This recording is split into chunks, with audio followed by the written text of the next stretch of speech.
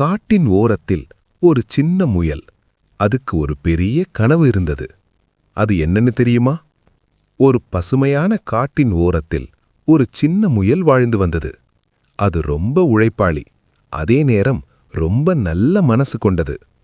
ஒரு நாள், எனக்கு சொந்த கேரட் தோட்டம் இருந்தா எவ்வளவு நல்லா இருக்கும் என்று முயல் நினைத்தது.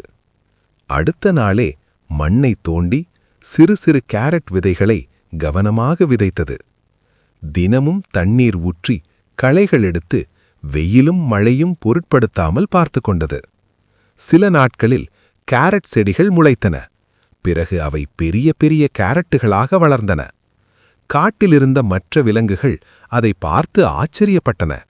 சிலர் பொறாமைப்பட்டார்கள், சிலர் பாராட்டினார்கள். ஆனால் முயல் தன் கேரட்களை தனக்காக மட்டும் வைத்துக் கொள்ளவில்லை. பசித்த விலங்குகளுக்கும் கேரட் கொடுத்து உதவியது.